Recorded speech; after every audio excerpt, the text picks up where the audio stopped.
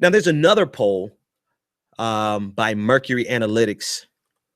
And this was a poll that was discussed by, I first heard about this poll from Kyle over at Secular Talk. You notice I didn't attempt to pronounce his last name, Kyle. You have to tell me. I have to hear it again. But Kyle over at Secular Talk, great program. I know most of you who listen to me have at least heard of him and listened to him several times.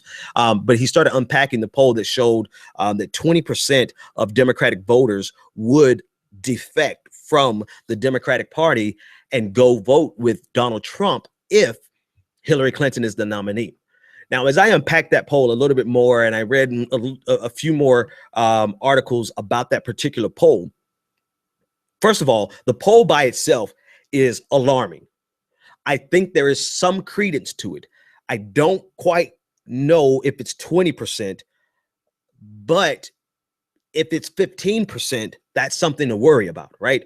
So how accurate the poll is, there's some questions there. There's their sample size, and actually not their sampling size, but their sampling method. There's some questions there, but just the intensity of a certain block of Democratic voters who identify with Donald Trump. That is a terrifying notion, not for this election, but damn it, for America, that so many Americans, so many Republicans, first of all, let's just start there. So many Republicans can be completely deluded by this nationalistic message that is completely devoid of any facts, any substance, any meaningful policy, and completely fueled by hubris. America loves it. Republicans love it. And now we're seeing that a percentage of Democrats are saying that they would defect and go to vote for Donald Trump over Hillary Clinton. It is not the same case with Bernie Sanders. Bernie Sanders actually is performing far better in a national heads-up competition against Donald Trump. Hillary Clinton in a heads-up competition, notwithstanding the crossover, Hillary Clinton herself is going to see about the same percentage. I think it was 36 to 36% based on the last Rasmussen poll. But the fact of the matter is, this all goes back to the reality that 2016 is an anti-establishment year. And if the Democrats, who are late to the party on playing establishment politics with the Republican, with the presidential nominee, if they continue to play establishment politics with the Democratic nominee, there is a very strong possibility that we would lose a race that really should never be a question in the first place. I don't think anyone in their right mind would ever consider Donald Trump a viable president, not nominee, because he's probably going to win that nomination, not win the election, because if Democrats play stupid, he can win this election. But I don't think anybody in their right mind would have ever thought Donald Trump to be a competent president. And yet we're faced with that possibility because the Democrats are late to the anti-establishment movement.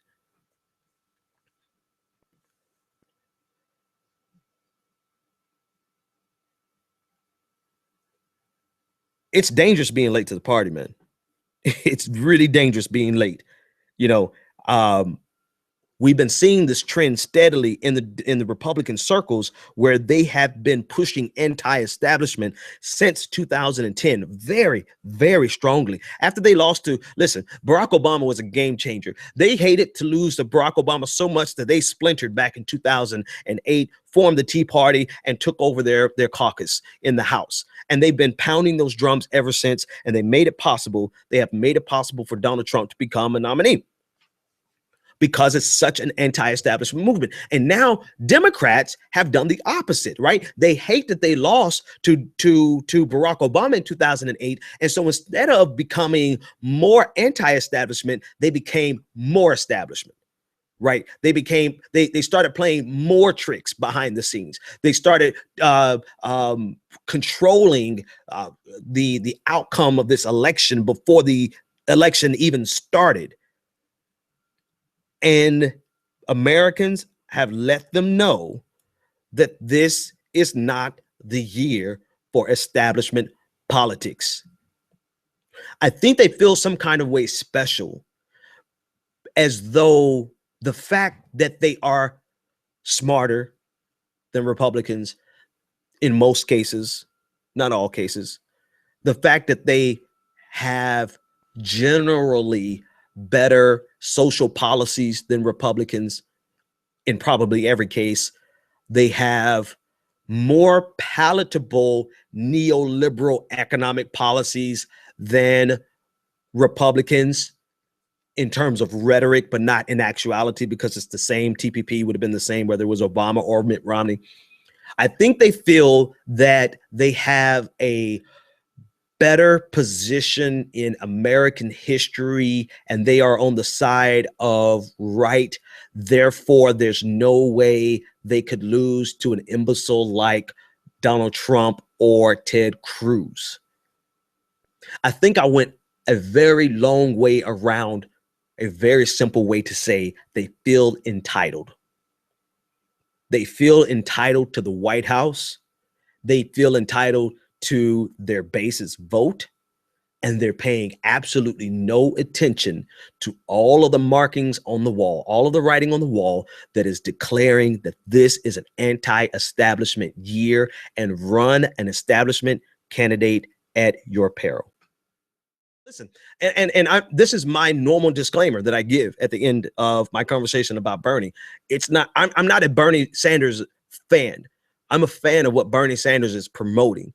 And if Bernie Sanders got elected and did not come through on everything that he's saying, I would no longer, well, I wouldn't have any problem because I'm not as a fan of his in the first place, right? We're looking for people to actually change this paradigm that we've been living under. So it's important that we look at this very soberly and say, we support Bernie Sanders because Bernie Sanders supports us, right?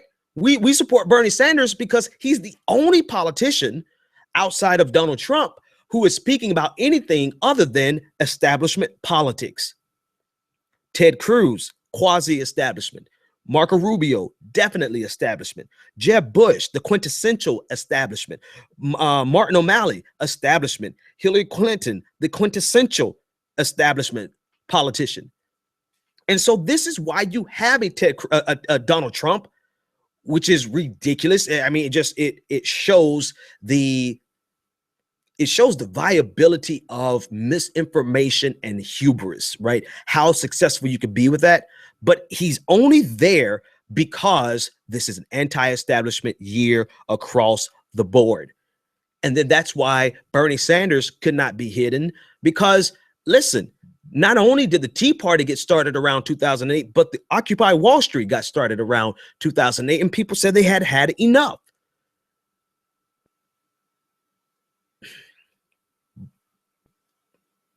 You know what? I have to compare it to a business model. There is a reason why small companies pose a threat to large companies. And there's a reason why large companies would prefer having a monopoly and creating not economies of scale. There's another term, basically making it prohibitive, price prohibitive for small companies to get into their industries. Stay with me. I'm going somewhere here. Stay with me. The reason is because small groups, small businesses have the ability to be flexible and to adjust and to be more innovative. Not only do they have the ability, they must be innovative. They must pivot quickly. They must serve a niche that's not being tapped. And so that small company eventually wins and becomes the big company. A large company like Walmart or a large company like Borders. Here we go. Perfect example. A large company like Borders is threatened by an outsider. They are threatened. They are the establishment. And because they are a big behemoth, They believe that they will always be there. And they don't pay attention to the subtle changes in the economy. They don't pay attention to the subtle changes in cultural trends. They don't pay attention to subtle changes in technology. And they miss these opportunities because they're so big, they're so entitled, and they have all of these opportunities to make money off of what they're currently doing without ever changing. This is the exact example of the Washington establishment, and particularly the Democratic establishment. They have missed the cultural changes. They have missed these movements. They have not been paying attention. They've been too busy satisfying themselves, and they have completely and entirely missed the fact that the nation has changed around them.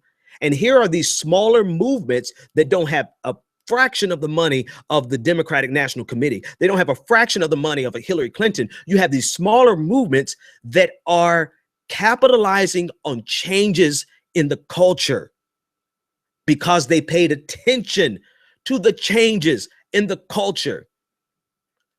And I'm afraid that because they've been so successful, that we would lose to the Republican Party because Democrats are so busy being like borders and not realizing that Amazon is creeping up on their ass. And that case study is at least 10 years old. I don't have a more modern one off the top of my head right now. Solomon from DC, what's on your mind?